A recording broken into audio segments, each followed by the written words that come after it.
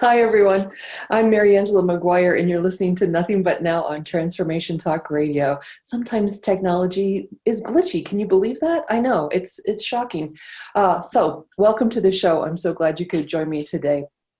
I'm sitting down today. I normally do the show standing up, but I mentioned 2 weeks ago that I'm at the 6-month mark, trying some new things, and one of them is sitting down to see if that allows me to take my own advice about being calmer and more present in the moment. So being more mindful, which is, of course, the purpose of this show for me to support you and myself on a mindfulness journey of being present to the moment without judgment.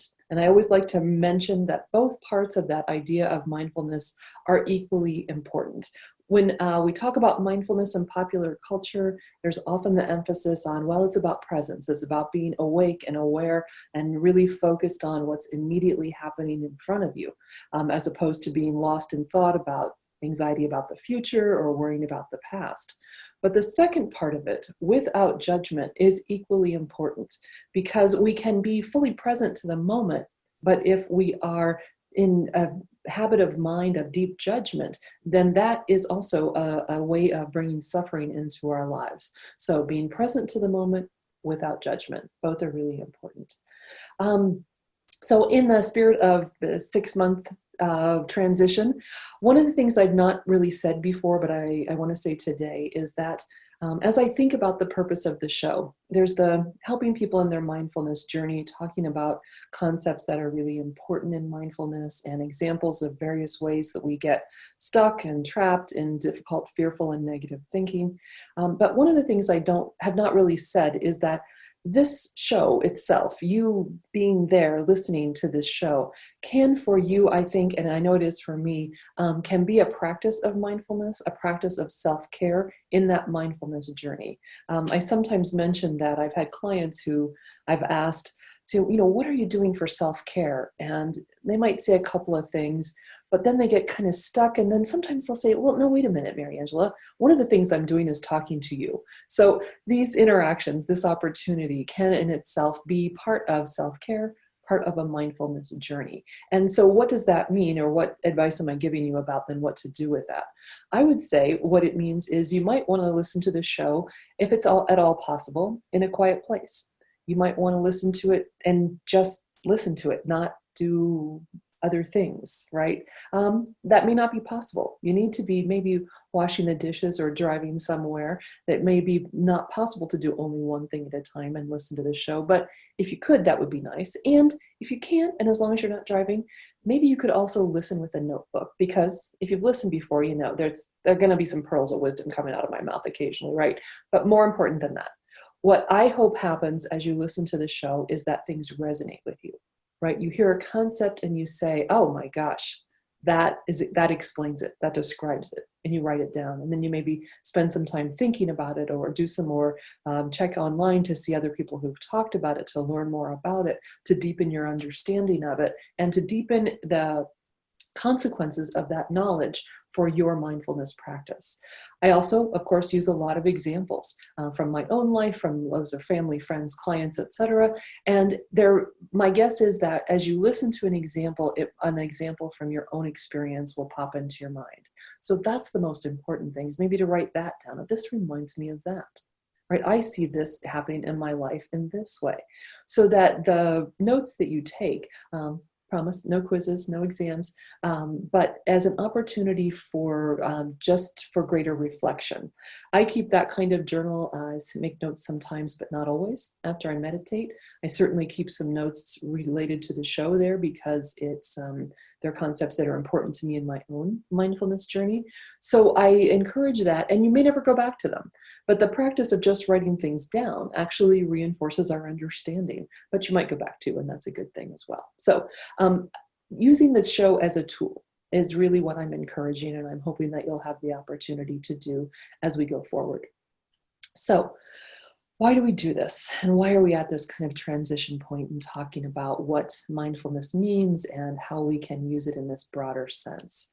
So mindfulness practices bring us internal peace, right? Being peaceful within ourselves allows us to bring more peace into the world and to the world around us, regardless of what's happening right now, regardless of your political perspective, right? It's having greater peacefulness in our lives is something that all of us, I think, can value and can strive for. Being at peace within ourselves in order to bring more peace into the world. And today in particular, well, let's say 2 weeks ago, I talked about this in broad general terms of key concepts in mindfulness. Today, I want to be a little bit more specific. And again, using the quote from Rodney Smith, that's really shifted my perspective. And so I keep using it on the show too, because I want it to shift yours, I guess. Awakening is immediately available within all areas of our lives, work, community. One doesn't have to be spiritually prioritized over the others. He writes, the Buddha is found not only in special environments or practices, but within all activities, reactions, thoughts, and emotional responses right where we are. So that is the theme for today's show, right where we are. But we're going to shift that a little bit, I suppose. We're going to talk about the whole day. We're going to talk about morning, midday, and evening. And what are not just the concepts, but what are the concrete practices that we can bring into each part of our day to increase mindfulness? Some very explicit, things like meditation, and some more internal, things that we can think about throughout the course of our day in order to enhance mindfulness, to be more responsive in our lives and less reactive in our lives. And so one of the things that we do, of course, is bringing attention to our breath. So let's start there for today, as we always do, with 3 deep breaths. This is a practice that I hope you'll use throughout your day. I often do it when I'm about to enter what I consider for me a stressful situation. It's also something I do late at night. If I wake up in the middle of the night and have trouble getting back to sleep, I will use this practice.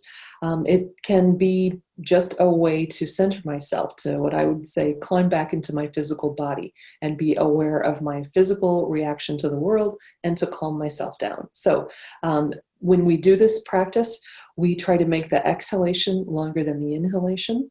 We try to pause at the top of the inhalation. And we specifically, in this case, use Laurie Cameron, who's a mindfulness educator's practice called 3 deep breaths. And with the first breath, we try to only pay attention to the sensation of the air entering and exiting our body.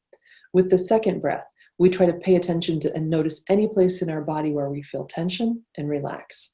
And then with that third breath, we want to set our intentions for this moment. What do we need right now? In my case, to be calm and clear. Maybe in your case, to be open, right? So here we go with 3 deep breaths. I hope you'll join me. Breath number 1, just pay attention to your breath.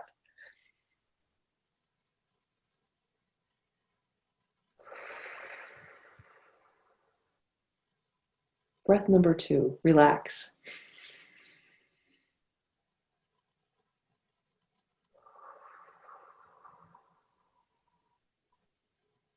And breath number 3, set your intention for this moment.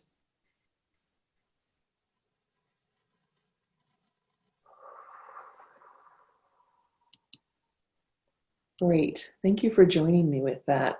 Again, that is something, it's simple, it's, we think, less than a minute, and it can really make a difference throughout the day if you give yourself permission to do it, which is really a critical issue that we're going to talk about today in any of these practices, and that is giving ourselves permission to practice.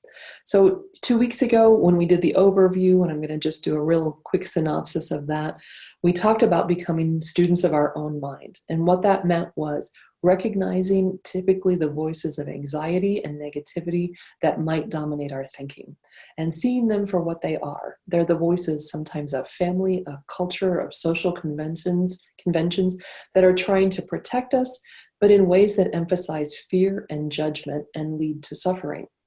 So mindfulness practices help us see that we are not those voices. We are the one, the authentic self, who witnesses those voices. And we can respond to them with loving kindness and not allow them to overwhelm us. So when those voices arise, instead of getting mad at ourselves, instead of thinking that they are just us, we start to separate ourselves from them. And instead of being mad at ourselves for those voices arising, we look at them with an attitude of loving kindness. We acknowledge them and we let them pass through us, and any feelings, physical feelings, emotional feelings that are connected to them. We recognize it, acknowledge it, and let it pass. And rather than allowing it to get to pull us away or to drown us, kind of push us down and feel stuck in place by overwhelming thoughts and feelings. So we're going to take a break, and when we come back, we're going to talk about the morning. How do you wake up in the morning? Well, while we're on the break, maybe you'd think about that. What was your morning like today? Do you remember what your first thoughts were, your first feelings, what you did in those first 5 minutes of wakefulness, maybe even before you got out of bed? So that's your assignment during the break. What was your morning, the very first part of your morning like? I'm Mariangela Maguire, and you're listening to Nothing But Now on Transformation Talk Radio, and we'll be right back.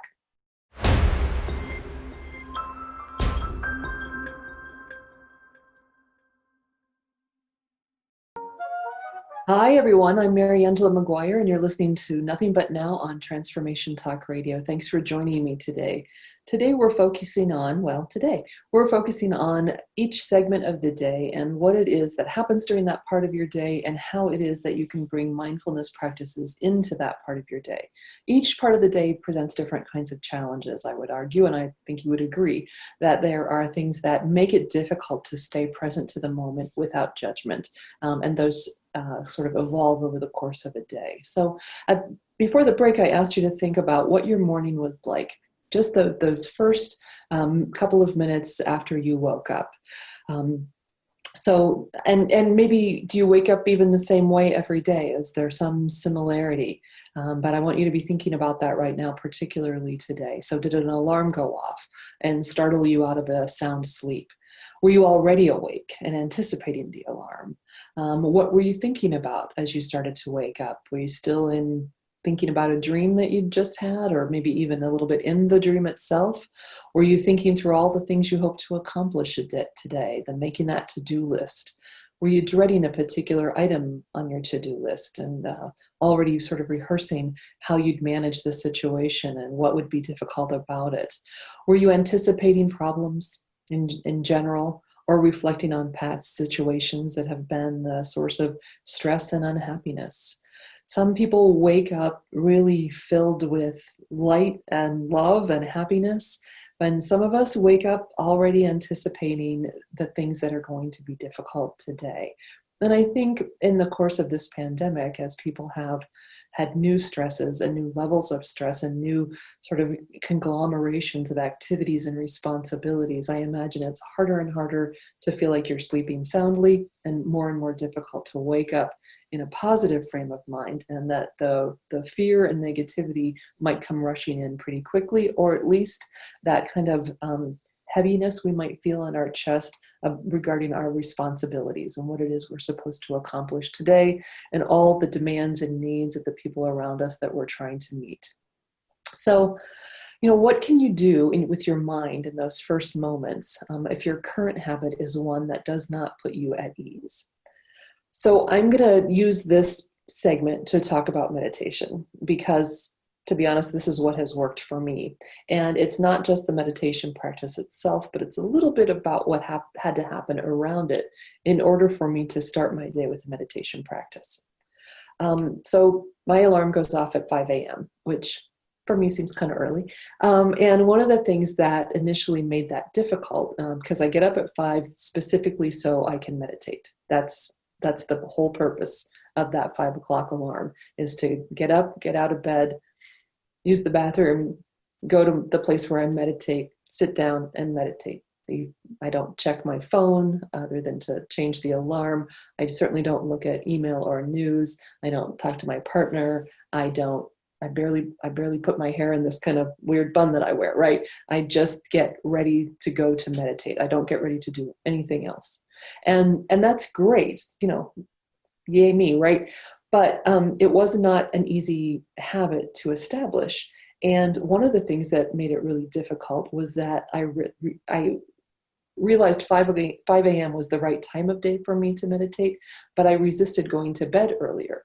So when the alarm went off at 5 a.m., my needy, cranky inner child urged me to stay in bed, right? And you can think about this, whether it's, it's exercise, it's a writing habit practice if you're a writer, all kinds of things that we say to ourselves, I want to do this. No, really, I want to do this. I want to make this part of my daily life. But when the moment comes, there's often something that we're doing that allows that inner child to say, don't do it, don't do it, don't do it, don't do it. Just stay in bed. It's going to be okay. Just don't do it. So I really had to make a decision. And of course it seems simple, the obvious answer, right? Go to bed earlier, right? But that's not, ask your own self, right? What would it mean? What's the web within which a person goes to bed earlier? Now, I only live with one other person, right?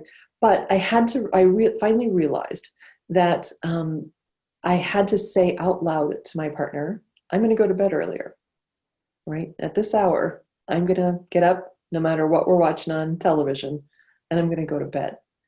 And I had to say it out loud because I had to own what sometimes happened after that, the dynamic, which was she might say, oh, just let's watch one more episode of Schitt's Creek, right? Or whatever the thing is we might be watching. And it wasn't, I certainly didn't think that she would be mad at me if I said no, but I thought she'd be disappointed. And I didn't want to disappoint her.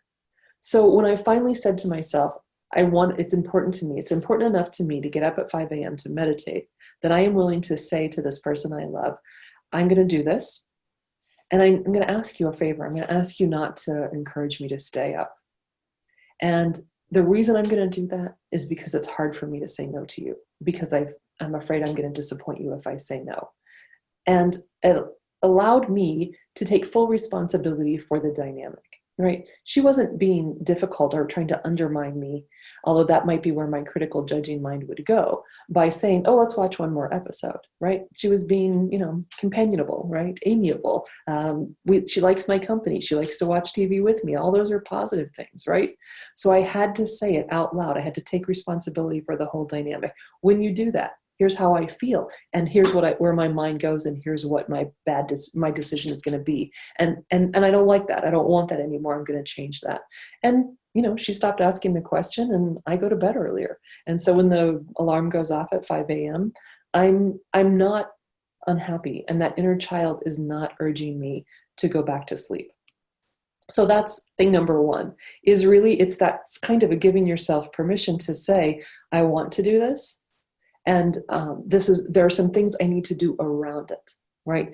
Because let's talk about meditation, shall we? Well, I'll talk about it. You can be thinking about it, and I hope making some notes to yourself about some of the things I'm going to say, because it's great, my experience, if I can do it in the morning, and I think it's a great way to start the day. I think most people would benefit from doing it in the morning, but that may not be the time of day that works for you. But before we talk about those strategies, I want you to think about, maybe write down if you're taking notes. When I say you might want to incorporate a meditation practice into your life, what are some of your initial thoughts and feelings? Maybe you were even having these thoughts and feelings while I was talking about my how do I get up at 5 a.m. practice, and maybe you're thinking about them now. Some of the things I hear people say almost immediately is, I don't have time for that. I don't have time to sit down and be quiet for 20 minutes or even 5. Sometimes there's a kind of feeling like just uncomfortable. I don't know what it means. I don't know what it would feel like. I don't know why people do it. I don't know. It's like leaping in and leaping off a cliff, and it feels a little bit scary or unknown, and people don't know what's on the other side of it, and so they resist it and say no to it. Some people would say, my partner will laugh at me. If I tell my partner I'm going to get up at 5 a.m. to go meditate, they'll think I'm a crackpot. They'll think it's silly. They'll think it's not of any great value. So in order to have that kind of practice, obviously one of the things you might need to do is to check in with yourself about, how does it feel? What are some mental limiting beliefs you might have about whether or not having a meditation practice would work for you? What are some thoughts and feelings that get in the way? And I think identifying those is a way of saying, what, that's normal. That happens. It's okay. That doesn't mean you shouldn't do it if that's what you want to do, if you want to incorporate it into your life. And I think there's a ton of resources. Some people are persuaded by science. Some people are persuaded by personal stories, sort of testimony about these things. So if you're persuaded by science and you want to learn more about why a meditation practice is valuable, you could read Robert Wright's book, Why Buddhism is True, right? He's a journalist, and he brings Buddhism and neuroscience together in a way that I think is very compelling and persuasive about the value of something like a meditation practice.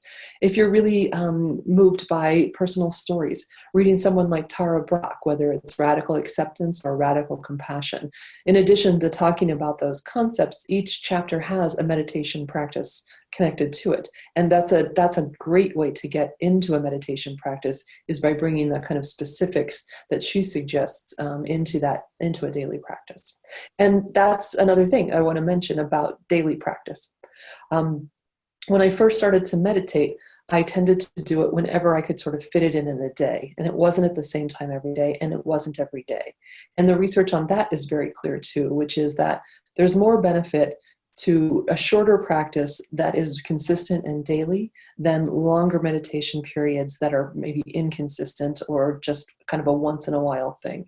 So when we're going to take a break, and when we come back, I'm just going to go through some of the logistics of how you might set up your own meditation practice in ways that are low stakes, that are simple, that don't require a lot of effort, and you don't have to buy a darn thing to do it, right? And I'm going to reference Ruth King's book, Mindful of Race, where she has a great description of a sitting meditation practice. So she's a great resource in terms of learning about meditation practices in the context of learning about race. So I'm Mariangela Maguire, and you're listening to Nothing But Now on Transformation Talk Radio, and we'll be right back.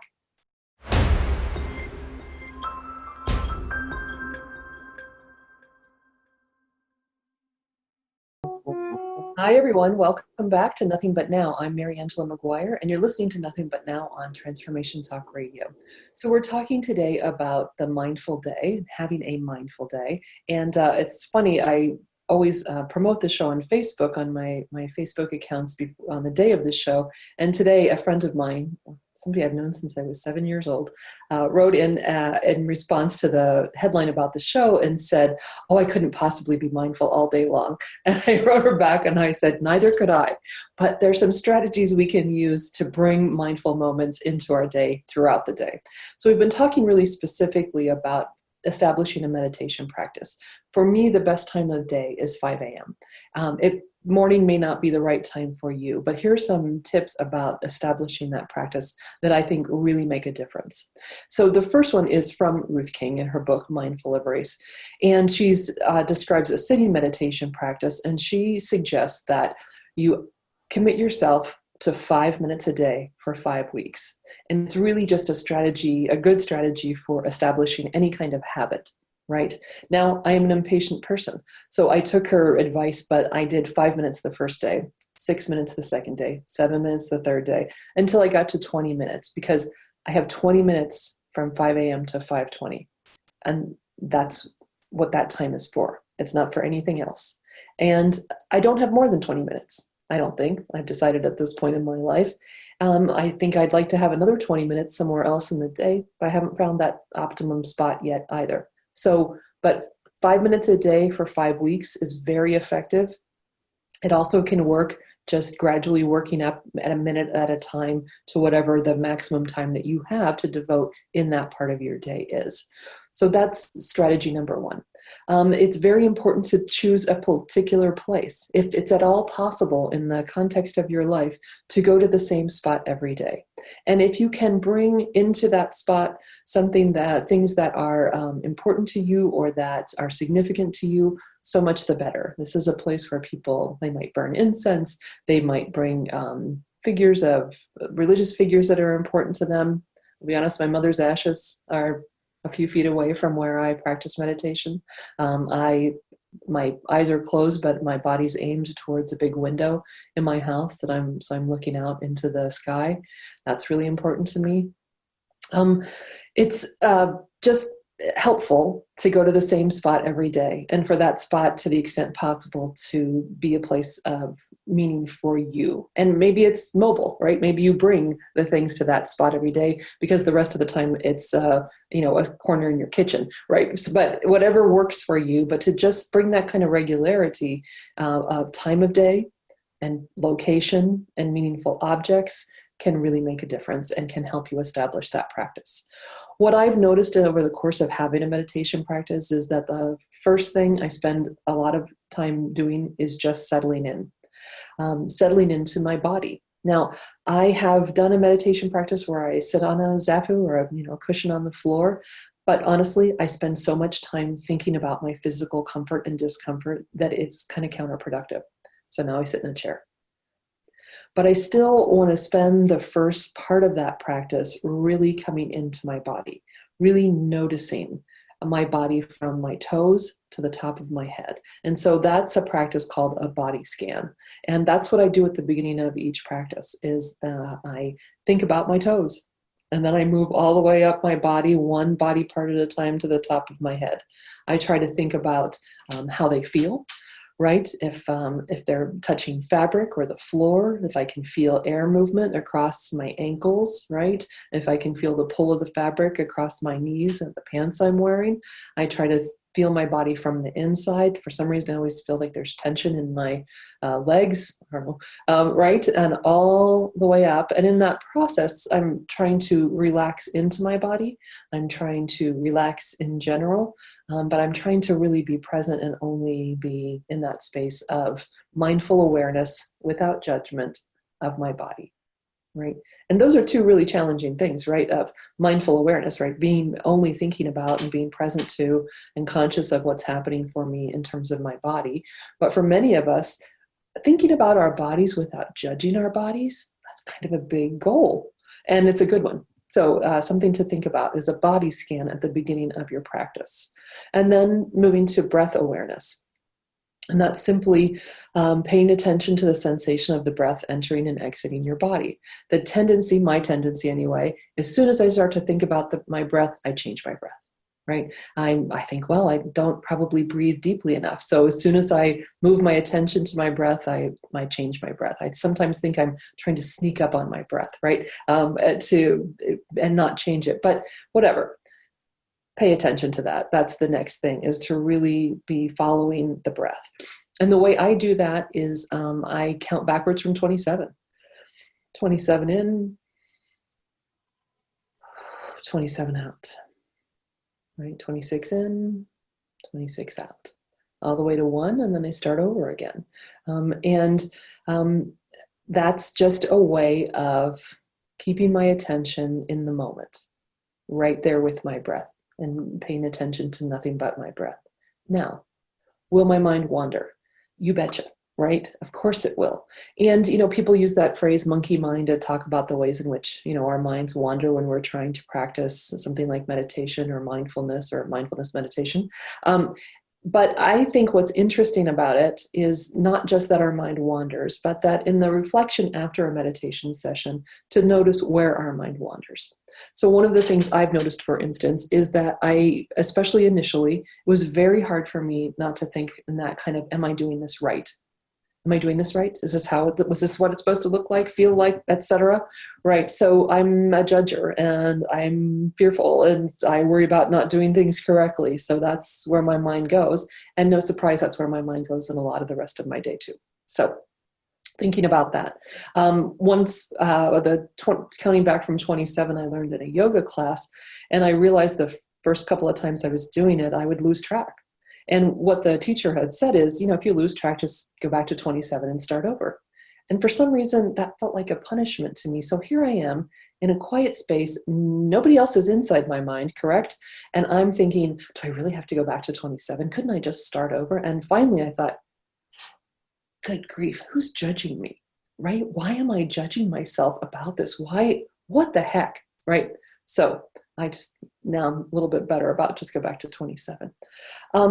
And I think what is important to say about meditation is that your mind will go sometimes to uncomfortable places. And even when you gently bring yourself back to the present moment, to the awareness of your breath, what I have found is that sometimes difficult feelings arise. It's not uncommon for me to feel tears in the midst of meditation, not necessarily having a real clear sense of the object or the subject of those tears, but just feeling a little bit overwhelmed by emotion. It happens, and that's okay. Another thing that happens in meditation, and I love Jack Kornfield talks about this, of, suddenly you have an itch.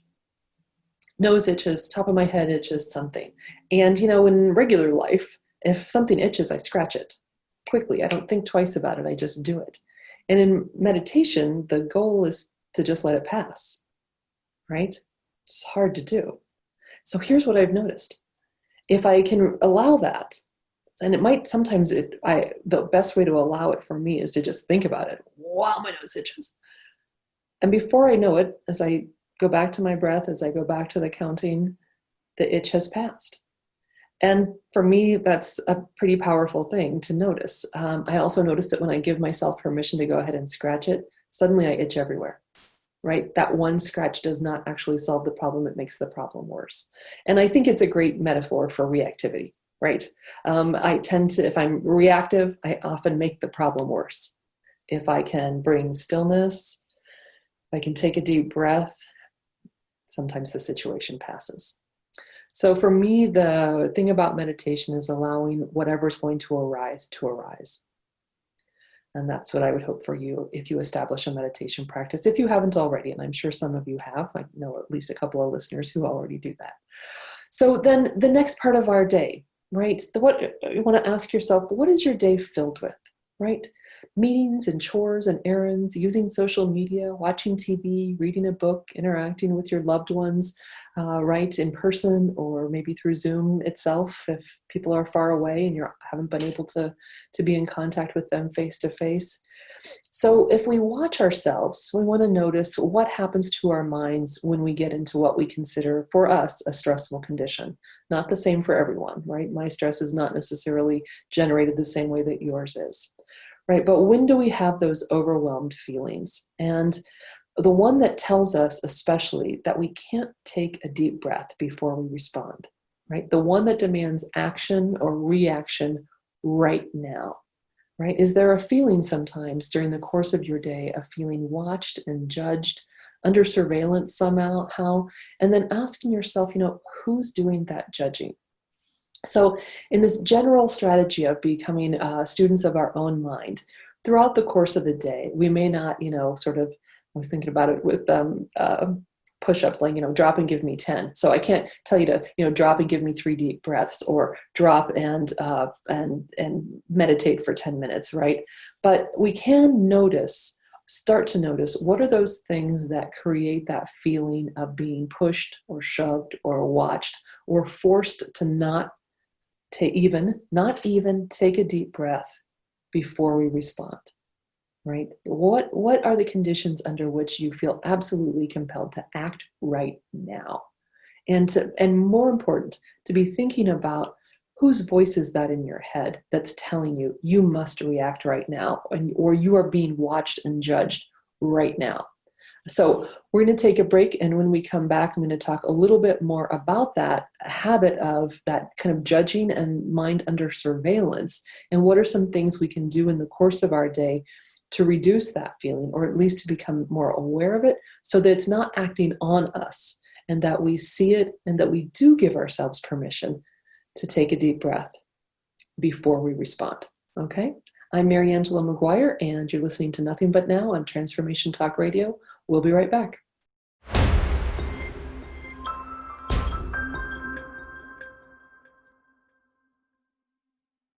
Hi, everyone. Welcome back to Nothing But Now on Transformation Talk Radio. I'm Mariangela Maguire, and today we're talking about each part of the day and what we can do in each part of the day to bring ourselves back to the present moment without judgment, or be mindful. So what we were talking about before the break is the middle part of our day, when we're probably the most, in some cases, besieged by expectations and needs of other people and needs of our job, our home environment, laundry that needs to be done, chores that need to be done, errands that need to be run, people that need to be moved and addressed and attended to and fed, etc., and work, meetings and reports and all sorts of demands on our time. And it can easily lead to a feeling of being overwhelmed. And what I'm suggesting is that what's a great place for 3 deep breaths when we have the moment to do that, the time to do that, to say, what is happening in this moment? Ruth King asks these 3 great questions about in stressful situations. If you could just allow yourself or give yourself permission to ask these 3 questions. How is this body feeling? Really noticing any tension or anxiety or fearfulness that you feel at the level of your physical self. Where is the breath? Maybe you don't have time to do 3 deep breaths, but can you at least for a moment bring your attention back to your breath? And then, can I be more at ease in this moment? And I know that probably seems like a very unrealistic question to ask if you're imagining situations where you feel stressed or overwhelmed or in conflict. But it's really a question of such loving kindness towards the self. Can I be more at ease in this moment? I think there are so many ways in which we don't allow ourselves to be at ease. We don't think we deserve it. We don't think that it's available to us. We might even think that if we allow ourselves to be more at ease, we lose our edge. We're not going to be able to be quick in our responses. We're not going to be able to stay on the cutting edge of whatever thing we think we're on the cutting edge of, right? That somehow is going to dull us to be more at ease in this moment.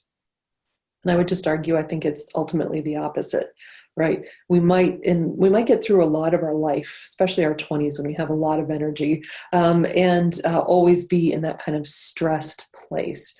But, people often realize as they get older that they're not happy living that way, and it's not sustainable. That there's real physical and mental damage done to us if we are always in that kind of hyped up, scratch the itch as soon as it itches experience or feeling or dynamic. So asking yourself when you're in that moment and just giving yourself permission to remember to practice. How is this body feeling? Where is the breath? Can I be more at ease in this moment? That's really going to be a powerful practice in our everyday lives. And so I strongly encourage that. And I just want to say one more thing about that, which is I think sometimes we tell ourselves that, I think we don't always know the difference between what I would call escape versus respite. So as you think about all the stuff you do during the day, there may be a point in your day when you give yourself a break.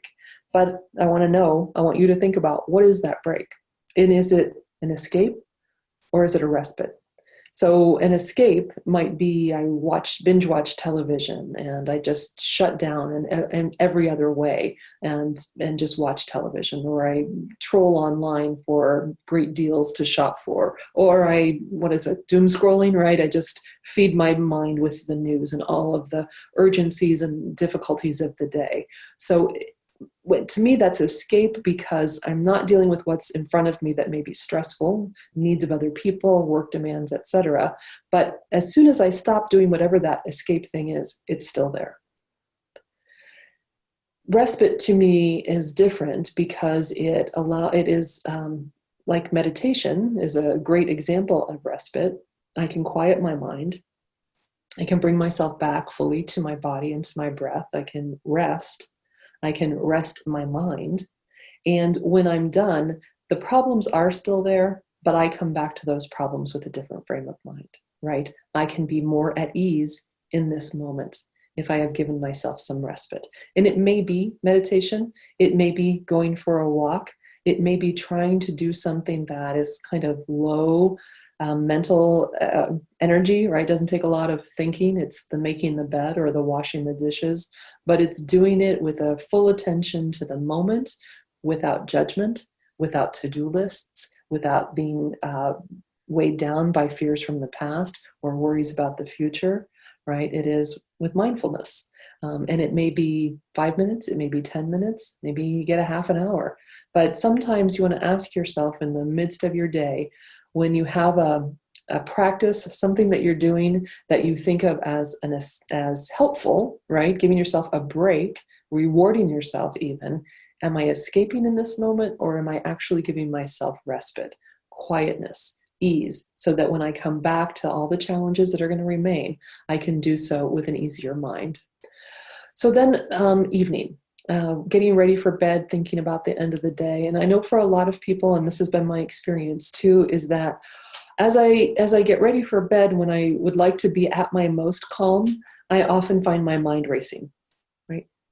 That is a time when, the other demands of the day, the physical demands of chores and children and work maybe have gone to the side. I'm alone in my own mind anyway, if not in my bed actually. And but all the fears and all the anxieties come rushing back, right? So what can you do as you get ready for bed, and there are lots of things great sleep habits.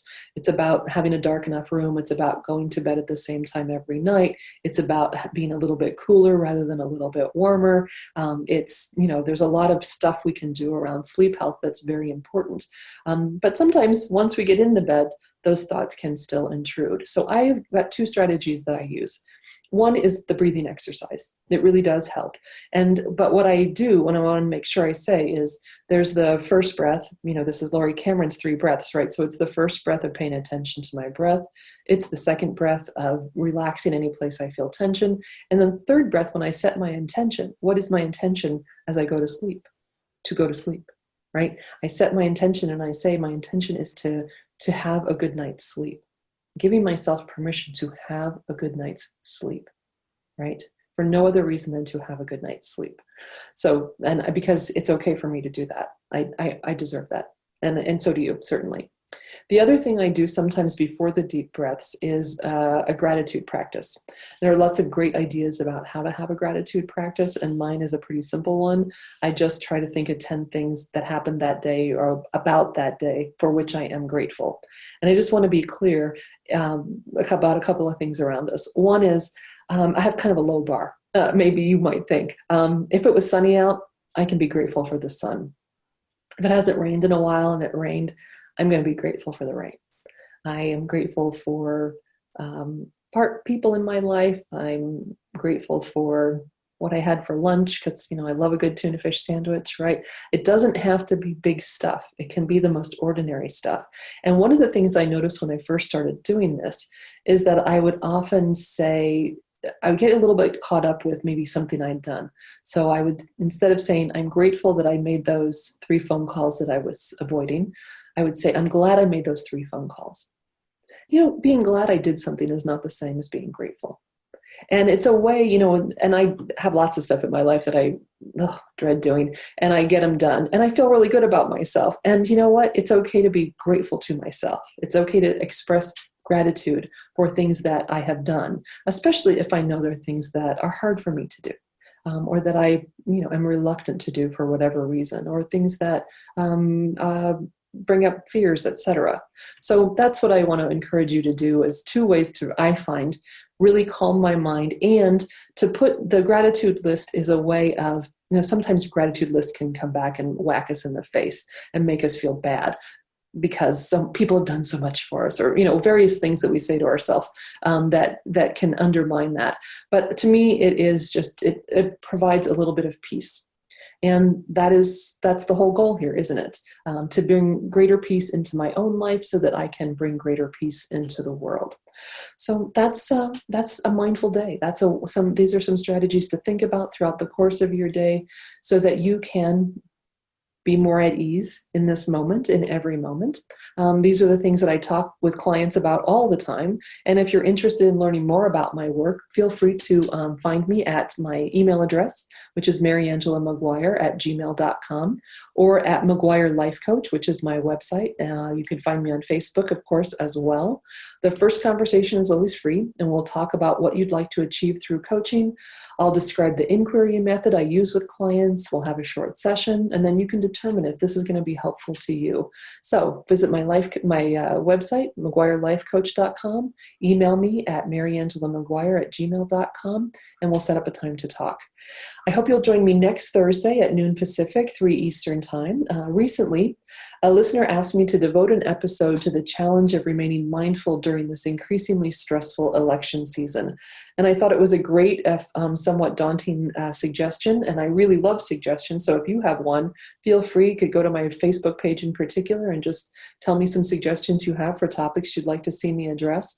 I decided that I needed a partner in crime on this. And so my friend, Dr. Craig Gingrich-Philbrook, is going to join me. So we're going to talk next Thursday at noon Pacific time, 3 o'clock Eastern time, about how is it that people can bring an attitude of mindfulness, non-judging awareness, present to the moment in this incredibly difficult, stressful season. I'll be honest, it has been a struggle for me. I know it's a struggle for a lot of people, regardless of their political beliefs. So I hope you'll join us and we'll have that conversation. So until next time, please be curious about your mind and please be kind to yourself. And thanks for listening to Nothing But Now on Transformation Talk Radio.